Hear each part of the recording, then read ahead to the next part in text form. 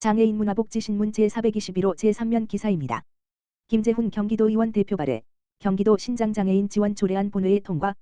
김재훈 경기도의원, 보건복지위원회 부위원장, 국민의힘, 안양사, 이 대표 발의한 경기도 신장장애인 지원 조례안이 29일 제373회 경기도의회 임시회 보건복지위원회 제4차 본회의를 통과했다.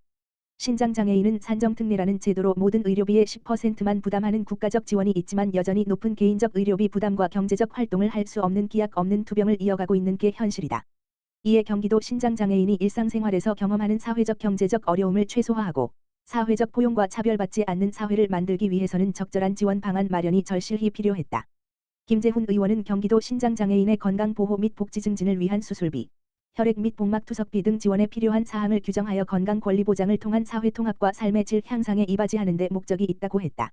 이번에 통과된 경기도 신장장애인 지원 조례는 신장장애인 의료지원 및 생활안정 지원을 위한 도지사의 책무 신장장애인 의료지원 및 생활안정 지원계획 수립 지원 대상자에 대한 규정 지원 사업의 위탁에 대한 규정으로 이루어져 있다. 특히 지원 대상은 경기도 내에 주소를 두고 거주하는 장애의 정도가 심한 신장장애인 중 국민기초생활보장법 제2조 제11호에 따른 기준 중위소득의 120% 이하인 사람으로 하지만 의료급여 대상자 및 희귀난치 성질환자 의료비 지원 대상자, 그 밖의 다른 법령 및 조례에 따라 지원받는 사람은 제외한다. 한편 유석현 한국신장장애인협회 경기협회장은 신장장애인 복지 수준 향상을 위한 노력에 감사의 말씀을 드린다면서 신장장애인에겐 내일이 없다. 내일을 열어줄 수 있는 복지 정책을 희망한다라고 본회의 조례 통과에 대한 입장을 밝혔다. 이은주 경기도의원, 대표 발의한 경기도교육청 장애인 평생교육시설 지원 조례 일부 개정 조례안 상임위 통과. 경기도의회 교육행정위원회 이은주 의원, 국민의힘, 구리, 이 대표 발의한 경기도교육청 장애인 평생교육시설 지원 조례 일부 개정 조례안이 26일 소관 상임위인 교육행정위원회의 심의를 통과하였다. 이은주 의원은 제안 설명에서 현재 평생교육에 대한 요구와 필요성의 꾸준한 증가로 상위 법령인 평생교육법이 여러 차례 개정이 되었던 바, 상위 법령인 평생교육법의 개정 사항을 현행 조례에 반영하여 장애인 평생교육의 정의를 재정립하고 장애인 평생교육 시설에 대한 지원 사업 확대를 통해 장애인 평생교육을 보다 활성화하고자 현행 조례를 개정하려는 것이다라고 제안 이유를 밝혔다. 아울러 이은주 의원은 현재 사회적 취약계층인 장애인을 위한 평생교육 프로그램이 미비한 것은 사실이고, 특히 학교를 졸업한 장애인 청년들을 위한 별도의 평생교육 프로그램이 없는 실정이어서 근본 조례안 발의로 경기도교육청이 선도적으로 중장년층은 물론 고등학교 및 대학교를 졸업한 청년층 장애인의 성인 진로개발 역량 향상교육 및 직업능력 향상교육을 수행할 수 있는 근거가 마련되었다고 강조했다. 또한 이은주 의원은 근본 조례안의 세부적인 내용으로는 장애인 평생교육의 정의의 성인 진로개발 역량 향상교육을 추가 규정하였고, 교육감의 책무의 청각장애 등 장애 유형별 맞춤형 평생교육 프로그램을 추가 규정하였으며, 장애인 평생교육시설 사업의 지원 대상의 직업능력 향상 교육 사업을 추가 규정하는 등 근본 조례안이 장애인 평생교육을 활성화를 위한 작은 밑거름이 되었으면 좋겠다. 아울러 향후 교육청에 대한 업무보고, 예산안 심사, 행정사무감사에서 지속적으로 근본 조례안의 개정 사항 반영은 물론 장애인 평생교육 운영 전반에 걸쳐 관심을 갖고 의견을 개진할 예정이다라고 제안 소감을 밝혔다. 2024년 척수장애인 자립활동 지원사업 코치 양성교육 개최. 경기도가 지원하고 4. 한국척수장애인협회 경기도협회가 주최 주관한 척수장애인 자립활동 지원사업 코치 양성교육이 2024년 2월 21일 수 물결표 사인 23일 금 가지 용인에서 진행되었다. 척수장애인 자립활동 지원사업은 일상으로의 복귀가 어려운 초기 및 칩거 척수장애인들에게 척수장애인 코치가 훈련생에게 일로 동료 상담과 올바른 장애 수용, 일상생활 코칭 등 다양한 자립활동 지원 프로그램을 제공하여 훈련생이 가족이나 활동 보조인 등에게 의존하지 않고 건강한 사회 구성원으로 자리 잡을 수 있도록 지원하는 사업이다. 전문성을 갖춘 척수장애인 코치 양성을 위하여 스피치, 복지, 의료, 심리 등 다양한 분야의 전문 강사를 초빙하여 교육이 진행되었다. 교육을 수료한 코치들이 사회 복귀에 어려움을 겪고 있는 많은 초기 및 칩거 척수장애인들에게 도움을 줄 수 있기를 기대하고 있다. 2024년 경기도 장애인 편의시설 설치 도민촉진단 상반기 워크샵 실시.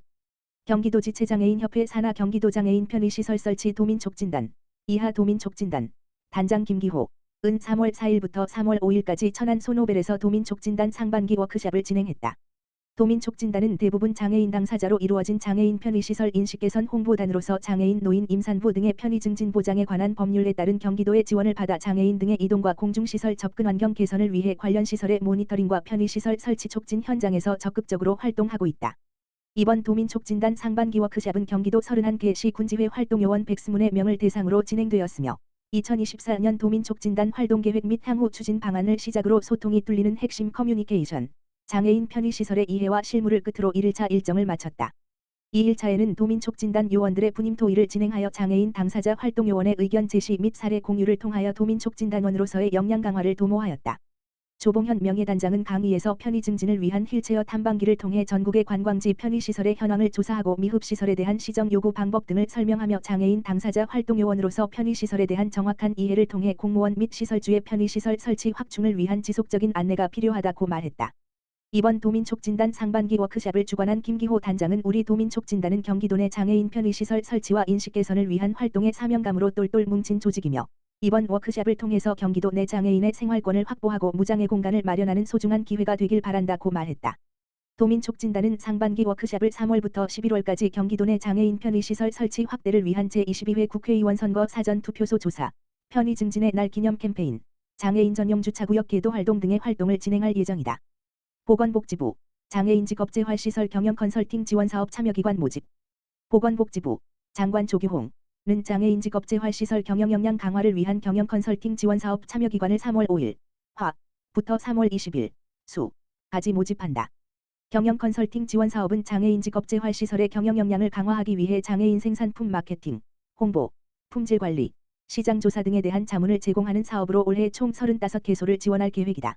올해는 종래의 마케팅 분야에 국한된 자문 영역을 회계 법률 기술 등 전문 영역까지 확대하고 각종 인증제도, 친환경, HACCP, ISO 등에 대한 실효성 있는 지원을 위해 2년 이상 연속적인 전문 상담도 실시한다. 2023년 지원받은 26개 시설은 평균 9.5%, 558백만 원 612백만 원, 매출 증대와 12.6%, 48만 원 54만 원, 근로장애인 임금 인상이 예상되는 등 직업재활시설의 경영 개선 효과가 있는 것으로 분석되었다. 신청 접수는 시설 소재지 관할 지방자치단체에서 이루어지며 매출 규모와 이용장애인 수 등을 고려하여 4월 중 총 35개 시설을 선정할 계획이다. 보건복지부 황승현 장애인정책국장은 경영 컨설팅 지원 사업은 실제로 매출 증대를 통해 근로장애인의 임금 향상과 근로환경 개선에 큰 역할을 하고 있다라며 경영 개선에 관심 있는 시설에 많은 참여를 부탁한다고 밝혔다. 장애인 직업재활시설 매출 증대와 품질 향상 위한 경영 자문을 제공합니다. 보건복지부, 장관 조규홍 는 장애인 직업재활시설 별표 쌓인 경영 역량 강화를 위한 경영 컨설팅 지원사업 참여기관을 3월 5일 화부터 3월 20일 수까지 모집한다. 별표 쌓인 주로 중증장애인 1만 4천여 명들이 인쇄물, 제과제빵, 문구류 등 150여 종의 품목을 생산 판매하는 시설로 전국 792개소 운영 중. 경영 컨설팅 지원 사업은 장애인 직업재활시설의 경영 역량을 강화하기 위해 장애인 생산품 마케팅, 홍보, 품질관리, 시장조사 등에 대한 자문을 제공하는 사업으로 올해 총 35개소를 지원할 계획이다. 올해는 종래의 마케팅 분야에 국한된 자문 영역을 회계 법률 기술 등 전문 영역까지 확대하고 각종 인증제도, 친환경, HACCP, ISO 등에 대한 실효성 있는 지원을 위해 2년 이상 연속적인 전문 상담도 실시한다. 2023년 지원받은 26개 시설은 평균 9.5%, 558백만 원 612백만 원, 매출 증대와 12.6%, 48만 원 54만 원, 근로장애인 임금 인상이 예상되는 등 직업재활시설의 경영 개선 효과가 있는 것으로 분석되었다. 신청 접수는 시설 소재지 관할 지방자치단체에서 이루어지며 매출 규모와 이용장애인 수 등을 고려하여 4월 중 총 35개 시설을 선정할 계획이다. 보건복지부 황승현 장애인정책국장은 경영 컨설팅 지원 사업은 실제로 매출 증대를 통해 근로장애인의 임금 향상과 근로환경 개선에 큰 역할을 하고 있다라며 경영 개선에 관심 있는 시설에 많은 참여를 부탁한다고 밝혔다.